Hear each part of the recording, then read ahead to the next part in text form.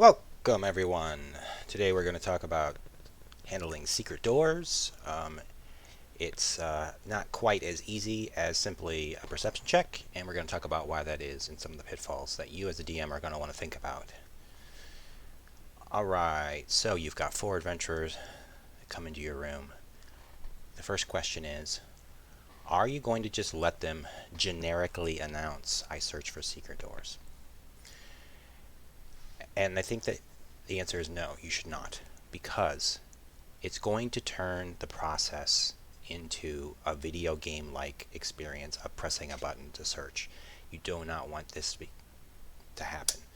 What you want is for the players to describe what they're going to do to search for a secret door to some degree. Let's say there's a sarcophagus at the north end of the room and there's a painting on the west wall.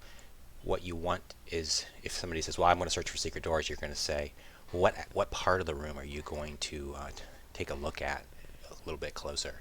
And then I'll go take a look at the sarcophagus, and then that's when you're going to make the roll. And so what that's going to do is open up the ability for you to have some control on how much they're going to search for across the room. So they're going to search the sarcophagus, they're going to search the wall, they're going to search the chest in the corner, and eventually at your discretion what you can do is then introduce random encounters. So there's this balance between how much time they want to spend scouring a room versus the chances of having a random encounter.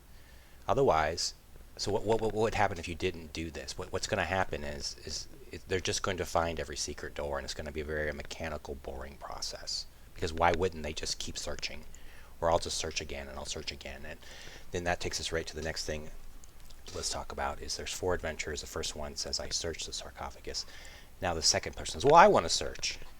And don't fall into that trap, because now you're going to have 4 people just always rolling every search. They're going to just find the secret door. It's kind of almost a waste of time at that point. So you got to deal with that situation. What I would say in order to deal with that situation is essentially have the party search as a group. So we are as a group, we're going to go take a look at the sarcophagus. The person with the best perception is going to essentially lead the group. You're going to make one roll and add their bonus, and then you're going to see what you see. Now you might think about this in terms of, if the whole party is committed to searching the sarcophagus, it's one roll and it's the highest perception of the best of the party, but maybe it doesn't take them as much time to search it because so many people are helping out. And so therefore there's a less frequency of random encounters. So you can introduce that concept. Now it might get a little weird, because now maybe one person says, well, I'm going to go search the sarcophagus, another person says, well, at the same time I'm going to go search the wall. So how do you handle that? So that's 2 individual rolls, and you'd have the bonus of the best person that's in that group for each one. But then this is where you might introduce this idea that, well, it's less people working in any one area, so it's actually going to take just as long as if they all searched in one place. So what you have is your random encounter as your lever to prevent them from just auto finding it. I just keep searching. Okay, finally I found it. So this is going to happen if you don't, and if you're not ready for this, and it's going to be an awkward moment, and you're not going to know what to say, and it's going to be weird. It's going to be a bad time. But if you're ready, it'll feel good, and your players will be like, okay, I get what you're saying, and it'll be nice. All right. So the next thing we can talk about that we might not consider is the difference between, the difference between perception and investigation, but in terms of secret doors.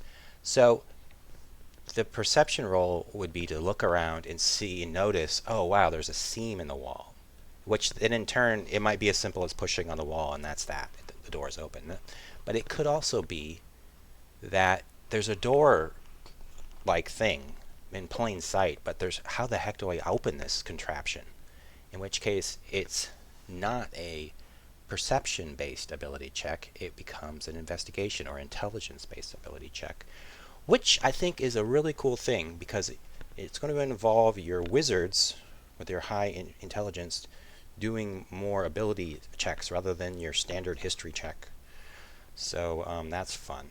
So it's just a matter of instead of seeing it with your perception, you're just figuring it out with your investigation. Like what are the knobs I have to turn to get this stupid door to open? And it can be a combo. So it can be first a perception by the thief to spot the seams, and then I can't figure out how to get it open though, and now the wizard steps up and has to do an investigation to realize that it's the bookshelf. I have to pull the third book, and then that's a DC 15 investigation mechanic, and that's fun. So now you've got different members of the party all getting a chance to shine and get involved and work as a team. All right, so next up is making these rolls when it's time. If you just let the players make the rolls, and I'm doing a perception check and they roll 2, they're going to know they didn't find anything. And so there's a unfortunate, unavoidable meta effect there where they're going to know that there might still be something there, and they're going to want to keep searching, and they're going to try to come up with ways, and it's going to be tricky and weird. So I recommend you roll something like these perceptions or these investigations behind the screen, so they don't have that metadata of, they wouldn't know that they didn't perceive something because the roll's low.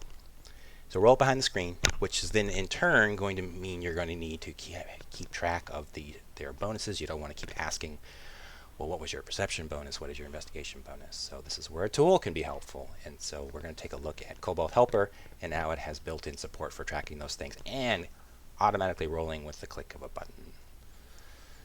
All right, so let's go ahead then.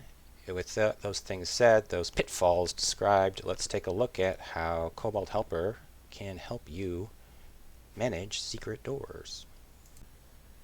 Okay, here we are at koboldhelper.com. I'm going to go to the DM area. So Kobold Helper can store away all your party members with all their attributes, so you can quickly load it for each night. So again, this is browser local storage, so it's only going to store it in this particular browser. So keep that in mind.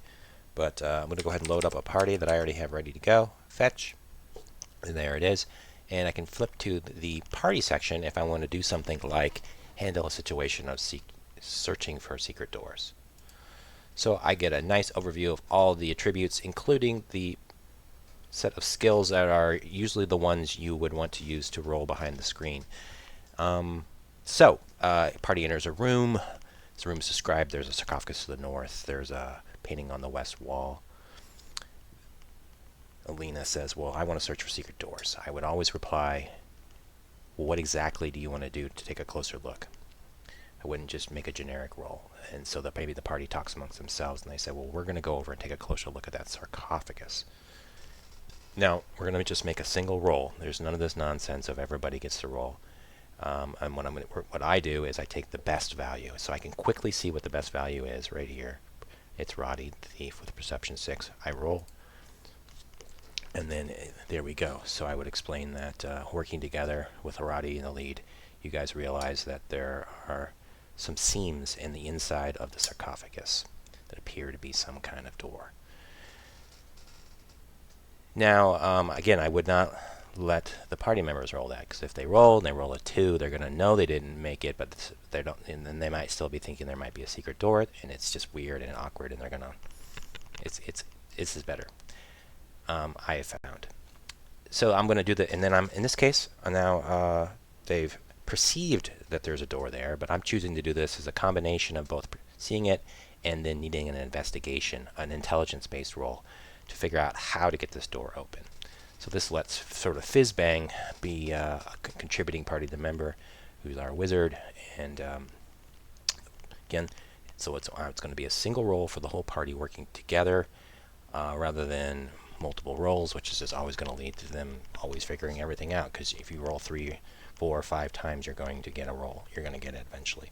But Fizzbang would go, and a 10, and if that was enough, then I would say something, it's something along the lines of, you realize there are multiple levers on the inside of the sarcophagus, and if you put them into a certain combination, after trying different combinations, you realize that you hear a click, and the door, the floor opens up, and there's stairs going down.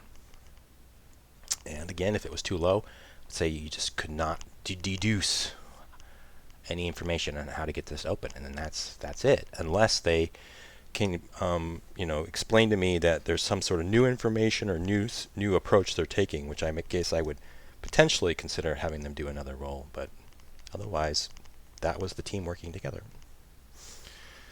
Okay, so there you have it. That's the tool allowing me to quickly resolve things like finding secret doors. Thanks, everybody. That's Kobold Helper at koboldhelper.com. It's totally free. Give it a try. Thanks. Bye.